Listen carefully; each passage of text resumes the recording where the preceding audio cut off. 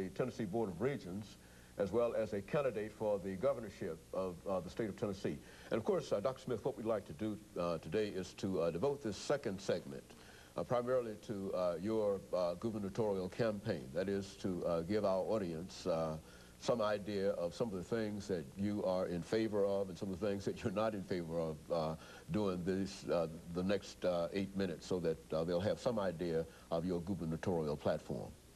Well, Dr. Haney, I announced in late August that I would run for governor. I've waited until now because I felt it was important that we give the Tennessee General Assembly an opportunity to try to address the issue, that it didn't make a lot of sense to try to mix politics with all the serious business that was taking place on the Capitol. And so I waited till the legislature adjourned and made the decision to get in this race. And I'm in this race because I honestly believe that it's important that somebody stand up for the people of Tennessee and be a people candidate and someone who will address the issues in a very straightforward manner. Because if we go through this election with only candidates who are saying we don't have a problem in Tennessee, that we can manage our way out of this problem, I think we'll lose a great opportunity to debate the real issue. And the real issue is, where do we want this state to go?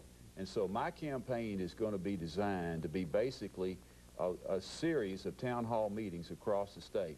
One of the things that I honestly believe, and many people have told me, is that the people of Tennessee are tired of politicians who act like they've got all the answers. I think we need to do a whole lot more listening and a lot less talking. And so my campaigns will be designed to do that. And I'm going to do it basically the way I built Ed McWhirter's education program. I went out to every one of the 139 school districts in Tennessee. It took me 15 months to do that. And I spent a full day in every one of those districts, starting early in the morning, going late at night, meeting with classroom teachers, with principals, with superintendents and school boards, and with parent-teacher associations, with every group I could possibly meet with. And I kept asking, what do you really need here at the grassroots level? Because I think, again, people are tired of people sitting in Nashville acting like they have all the answers. I found in that process that there's great wisdom with the people of Tennessee. If you go out and talk about the issues, if you give them an opportunity to have input into those issues, the result is going to be pretty good. And so we did that over 15 months, but we went beyond that. Once we got back, we wrote a plan, and that initial plan had 6 goals and 55 initiatives, and we sent it out for review of all those people who gave us their names, and they critiqued it, sent us back their responses. We went through that process 7 times, ended up with 12 goals and 88 initiatives, and that plan was then translated into the legislation that became Governor McWhirter's Education Improvement Program that attracted national attention. People ask us, how in the world did you pass such a comprehensive bill? And my answer to that is, we involve the people. And that's exactly the way I'm going to run this campaign. And shortly before the election, I'm going to stand up across this state, and I'm going to tell people what I've heard and what I believe we need to do, and lay out the plan in very specific detail. And I believe that's a winning process, because what I'm going to be doing is presenting what represents what I believe to be the consensus of the people of Tennessee about where we want to go. And the focus is going to be very clear.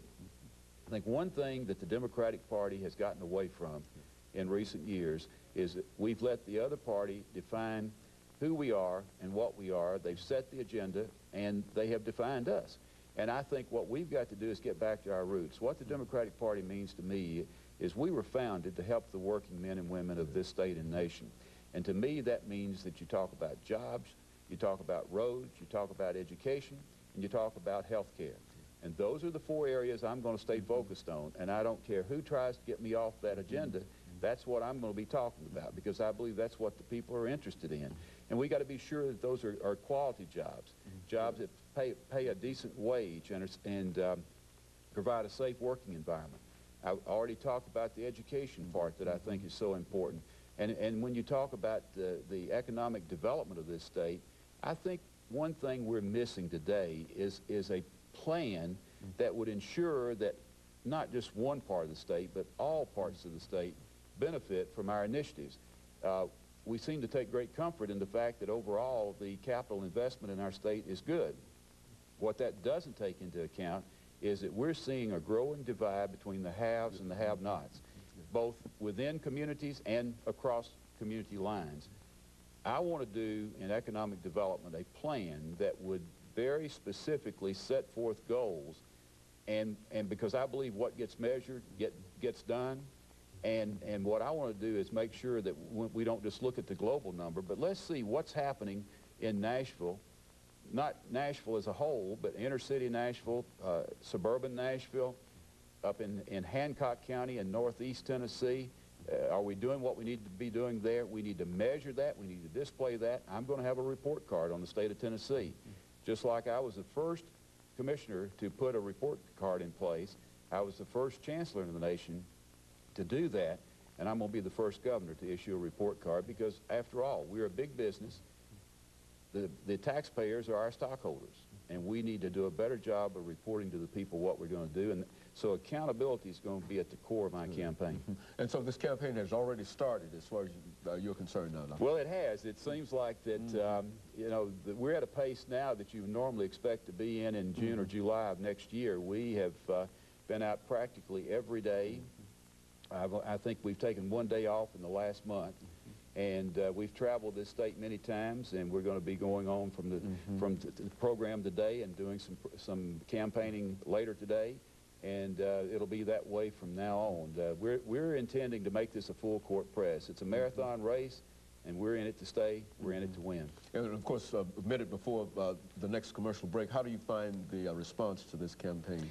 Well, I feel very positive about what we're hearing. In fact, we're hearing both from just comments of people as well as some polls that are being taken that we've surged in the last 2 weeks. And for example, there is a tracking poll that has been done by the Democratic Party with the Democratic Party leadership across the state, and it shows that I have cut the gap in half with Phil Bredesen in the last 2 weeks among that group of people, and we see that as a very encouraging sign. But I think what you have to do is work hard. You have to get out and meet people. You can't stay in Nashville and just do commercials. I think you got to go out where the real people are. And of course, let me have our second commercial break here, Dr. Smith, and we'll be back with our audience following this short commercial break. The guest is Dr.